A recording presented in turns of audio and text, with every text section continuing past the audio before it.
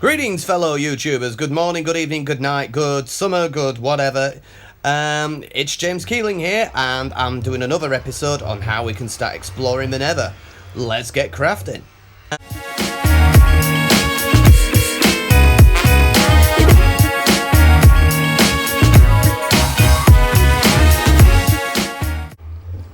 So we just pop through the Nether, wibbly wobbly wibbly wobbly, and as if by magic we're here. Right, so let's have a quick look at our inventory for the things we've taken into the Nether. So we have got in our hotbar, we've got a stack of cobble and another. We've got some food. I must admit we haven't brought much with us, but never mind. A bow. We're going to need a bow and arrows in order to fend off ghast attacks. I've got a bucket of water, which veteran players will know is completely useless, and I'll demonstrate why. I've got torches. I've got an enchanted sword with knockback 2. Now that throws back enemies as you hit them, which is good for zombies, actually. I've got a Fortune 2 pickaxe. I'll explain what Fortune does later. I've explained it before. Flint and steel in case the portal is damaged on our side. A chest and other 2 bits and pieces. Right, okay, I forgot I'd already put a chest in here or 2. Ah well, the more the merrier. Right, so let's get our chest. And let's stick it there. By the way, guys, I always like to do this. Everyone does this on YouTube. If you like what I'm doing so far, leave a like, a share, or a subscribe. This Let's Play series is set in hard mode, and it's part explanation, part exploration of the game. I have a map as well. I wonder if maps work in the Nether. I know where I've got that. Wasting valuable time here sorting out maps. Let's take this off of my offhand or shield inventory slot.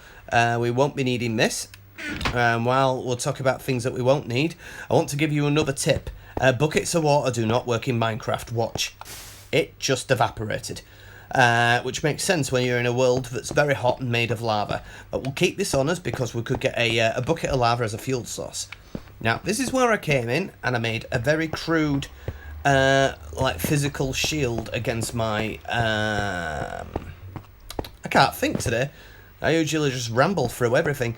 A physical shield to stop the portal being hit. The obsidian frame can't be destroyed, but the portal can be knocked out. And what else have I done? You might like this. I have got to the exact centre of the world, and I've tunnelled up a little bit.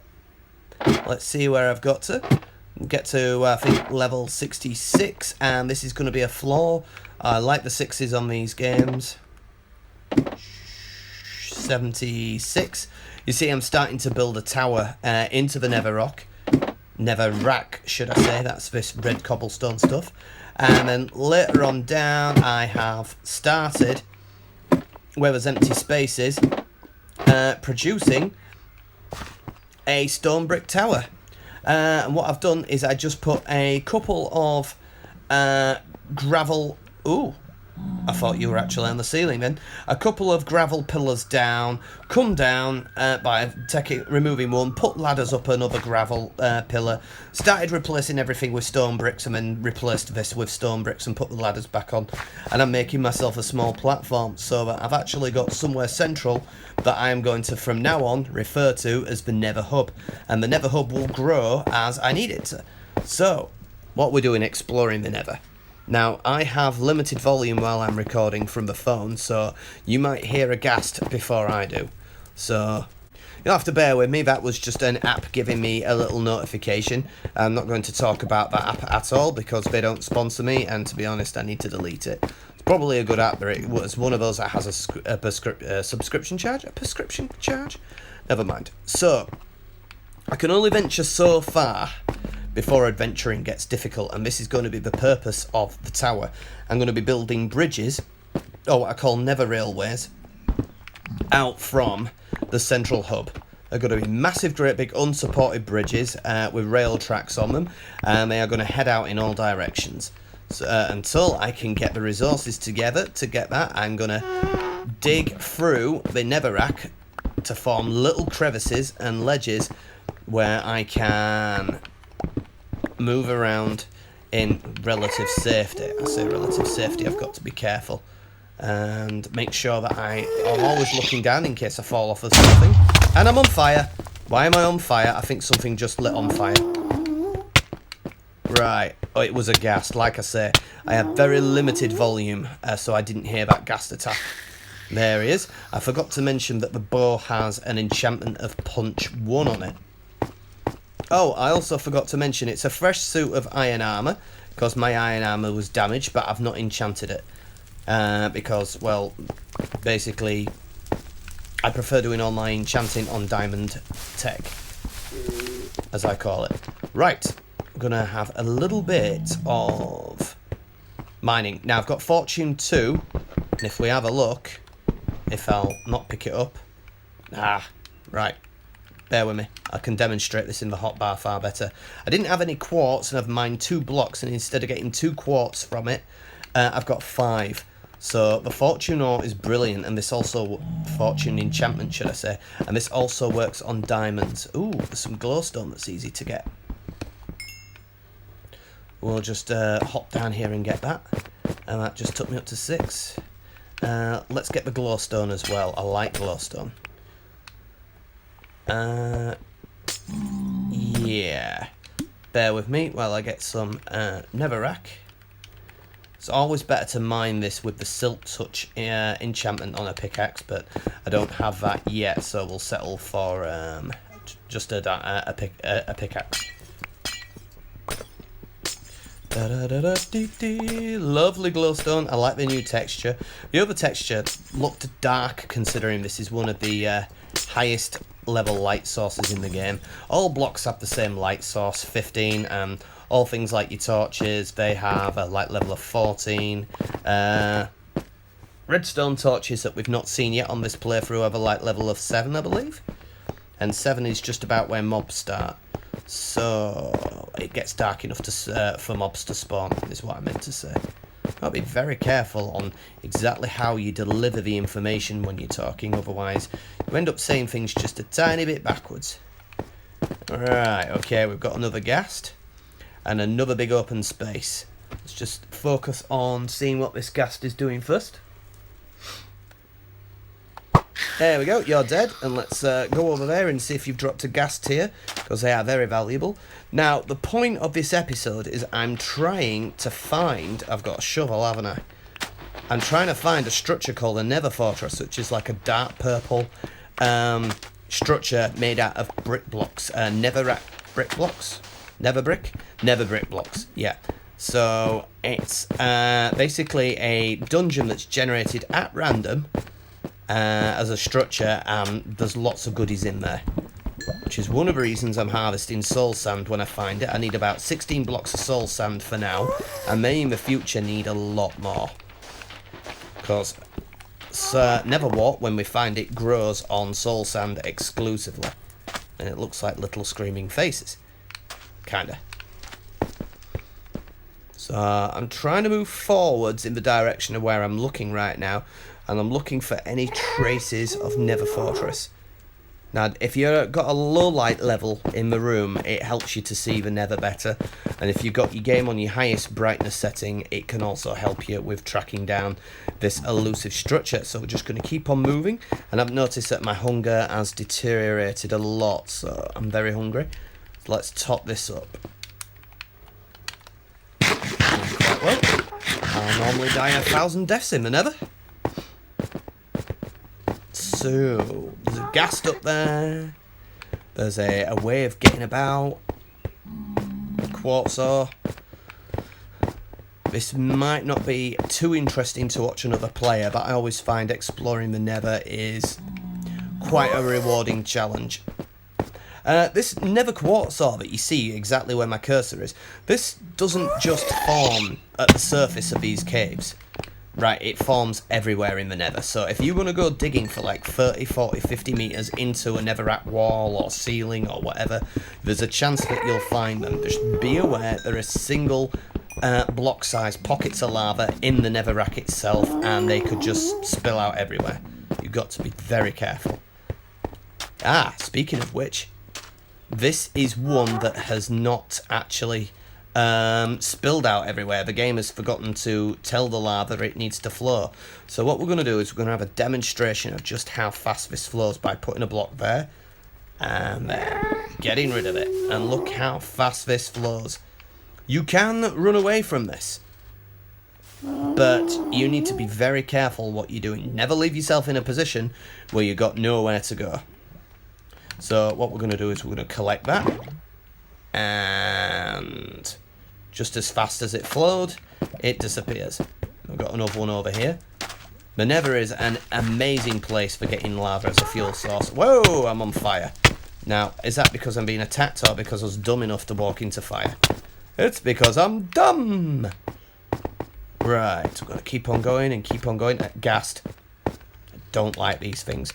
Oh, by the way, I've said in earlier episodes, probably not in this series, if you put your headphones on in any mode of the game, whether it's the Java, the Windows 10, the mobile versions of this game, your headphones act to help you figure out the direction and distance of a mob. Say like you've got a zombie in a cave and you can hear him. The closer your mind to him, the stronger the sound is going to sound, the louder. And if he's to your right, you're going to hear him through your right headphone more. If he's to your left, you're going to hear him through your left headphone more. Stereoscopic headphones, I think it was called. But this does not work with ghasts. I think as soon as you're within 100 meters of ghast or 100 blocks, it's going to start making childlike noises, which freak me out actually. And you're not going to be able to tell where it is until you make a visual sighting. So it's a very rambly way of saying you can hunt through walls to find zombies with your headphones, but you can't do this with a ghast. Now I want to get down here, but I'm worried about the health damage I'm going to take. Ugh. Yeah, about a third of my health lost. That's not a problem really. And there's my ghast here, used in potions of regeneration, which rapidly over time regenerates your health. We've got more pockets of lava that haven't been told to flow, and one that has. So what you want to do is you want to keep on going up so you can get a vantage point and see what this lava's doing. And it looks like the best way of handling this is to go right the way around instead of building a bridge across. And there we go, Enderman recently started spawning in the Nether. When I say recently, I don't know how many months or years ago, but they never used to appear in the Nether until an update. I'm full of knowledge, aren't I? This happens, but I don't know when it started. Sounds like the story of my life. And let's have a quick look round, and a ghast. Let's take that down before it gets wise to us and starts attacking us. If I've not mentioned it before, ghasts, they can destroy Netherrack as they're attacking. So make sure you're not on a ledge like I am now, or if you are, be prepared to back off the second it launches a fireball. You see, this is what I'm talking about. You can get 1 block thick ledges here, and that will just collapse if a ghast hits it. You do not want to go falling to your death. So I'm a little bit having problems. So I got another message which gave me a bit of an editing glitch. And did you see that one spawn in? And promptly disappear. I wonder if it went out of my field of view. I think it may have spawned in and just... No, it didn't despawn. I'll have you before you have me. And can I make the drop? Not really. Let's see if there's another way down.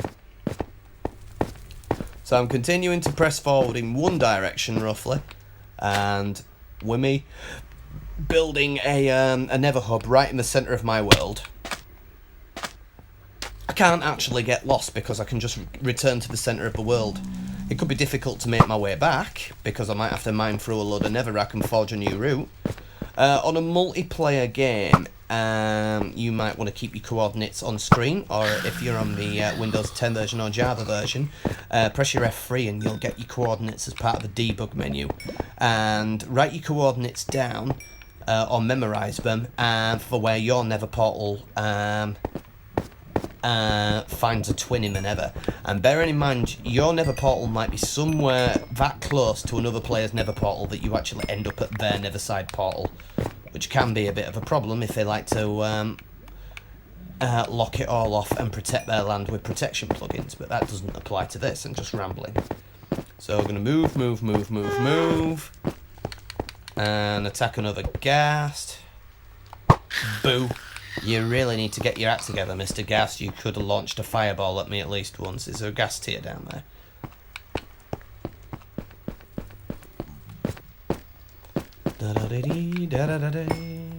Magma blocks. Not really interested in harvesting at the moment.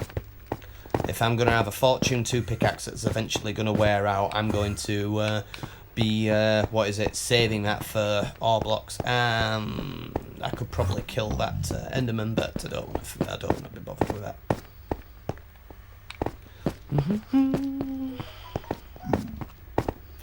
Magma cubes. And I have travelled quite a distance now. 400 metres out, roughly. Let's engage in combat with them then. What?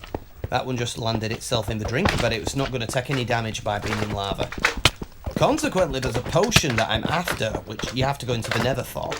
Well, you have to brew it wherever you want. Like, I have to get the ingredients for it, which gives you fire and lava invulnerability.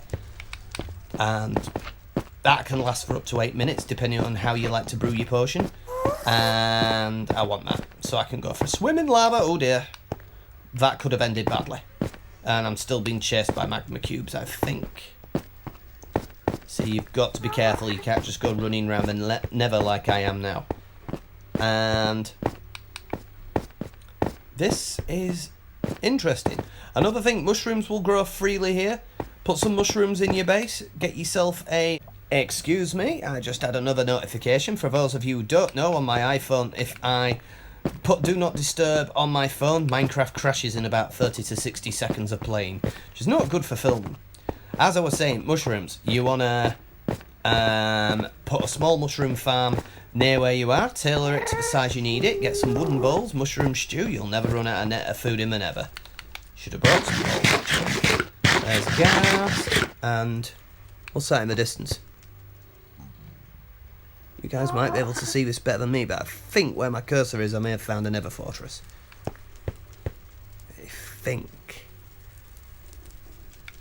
Right then, best thing to do is go over there so I can make a confirmation. Hello, Mr. Zombie Pigman. When I got better armour, I'll be picking them off one by one so they can't gang up on me, because they drop gold nuggets, which is useful. And I'm not in a good spot for fighting that ghast. Never leave yourself where you can fall a big distance. Now this feels like it's a big ledge with a lot of space under it, so I've got to be very careful fighting this ghast. And, well, if he even bothers to look at me and realise I'm here. I am not a pro gamer, as you call it. I am a veteran, but I'm also a bit of a lousy gamer. As you can see, I can't hit that one. That too. Where did you come from? And you're all dead. I'm making gas look very easy considering they terrify me. I even myself am beginning to think, bleh. I was going to say something there, but you know. Can't swear for any kiddie winkles that are on here. Look, oh, one of these things, go away. Go away. Go away. Go away. Go away. I ain't dealing with you. Not dealing with you either. I think since you're smaller now, I might deal with... Where have you gone? Oh, I don't like this. Right, so, coming near towards the end of the video, and I will tackle these. Oh, yes. I've got myself a magma cream, which is essential for making fire resistance potions. Should be renamed fire invulnerability potions, but never mind. Yeah, that was quite good. Let's pick up a brown mushroom, just for kicks. Yay, that was so exciting. That was up there with scaling Mount Everest. And let's get a red mushroom. Don't know if I got that one, so I'll get this one. And some gunpowder. That's good, that's good. And it looks like I've got all the way over to where I thought there was a Nether Fortress. And there's nothing here, which is excellent, because by process of elimination, we will find one. Oops, just fell. I just fell. Right then, guys. One other thing I forgot to say. Don't use beds in the Nether. They'll explode violently and kill you. And I am gonna I'm going to leave it here. There's lots of things I can mine and explore to help me with me enchanting. And I will keep looking for a Nether Fortress off camera. Because, please stop taking a bath in the lava. I've run out of arrows. Now is a good time to start backtracking, retracing my steps, and getting out of the Nether, restocking my equipment, and then coming back to do some more mining. I think on the way back I'll mine quartz in order to get the my enchantment level back up to level 30, and then we'll do some more enchanting and some other stuff on another episode. If you like this episode, fantastic. Please leave a like, share and a subscribe, and thank you very much for watching. I've been James Keeling. Keep crafting. What do you mean I've been James Keeling? I still am James Keeling. Bye bye everybody.